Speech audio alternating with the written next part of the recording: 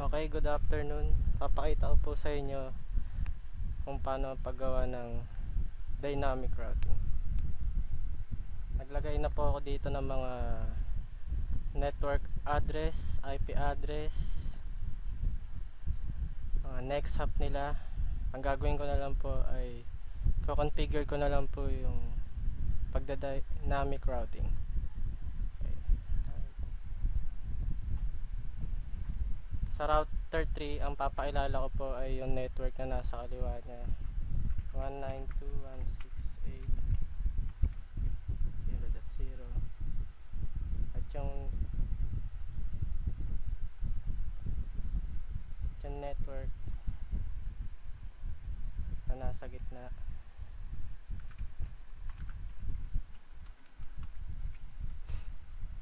Okay. At sa router 4,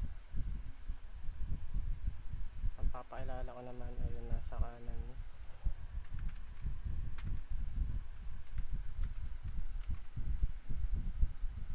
At yung nasa gitna ulit.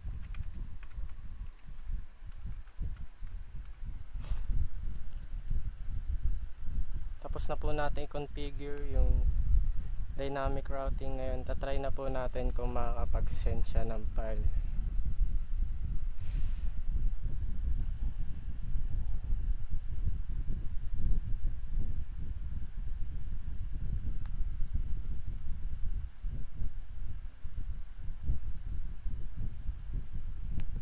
Yun po, successful po. Tapos na po ang pagka-configure natin ng dynamic routing. Okay, good afternoon. Ang tutorial na to ay kung paano i-configure yung VLAN sub-interface at static routing sa pagra-routing. Okay, unahin muna natin ay kung paano mag-configure ng VLAN. Click the switch.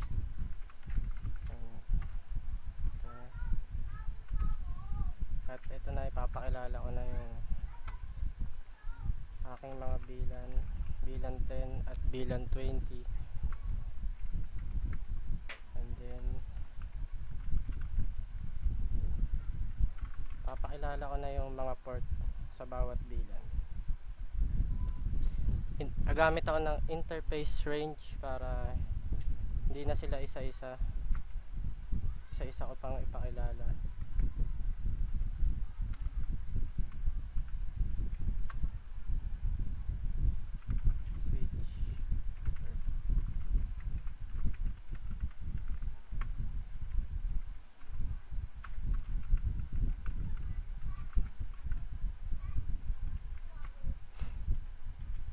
At ang port 11 to 20 naman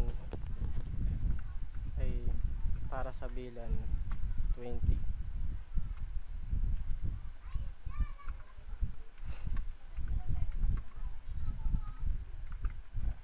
Ngayon naman, papasukin ko ang interface 0/24 at lalagyan ko siya ng trunking. Ang trunking nga pala ay ginagamit para makatawid yung file sa kabilang PC. Ay, tapos na po natin configure yung VLAN. Ngayon naman ay yung sub interface.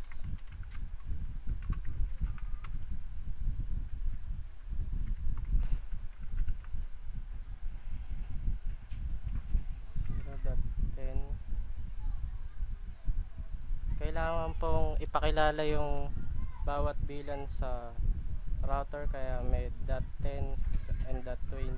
Yun po ay para makilala yung VLAN.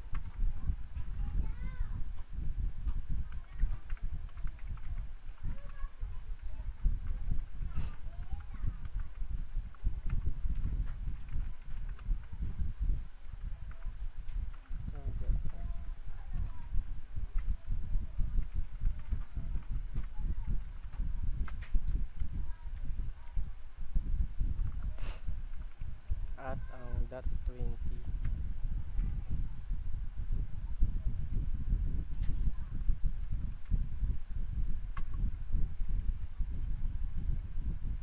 IP address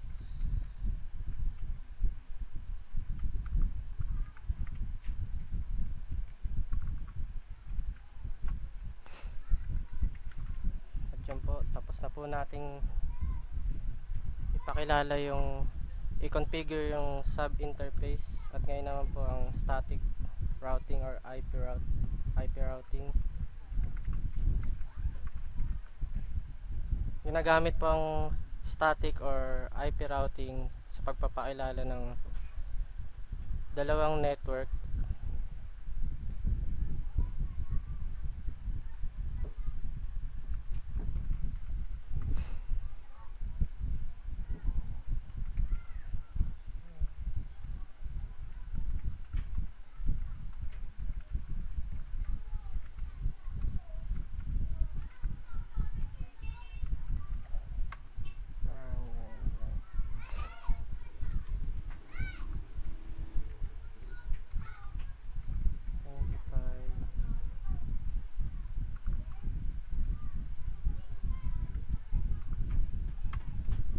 po.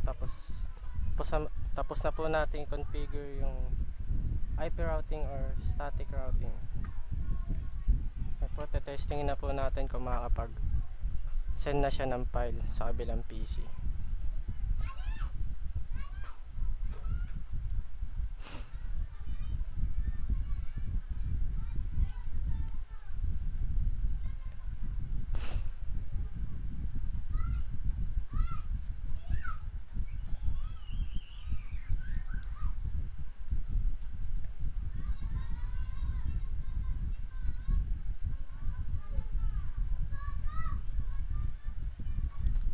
Medyo naglo-loading pa, kaya hintayin lang po natin ng konting saglit.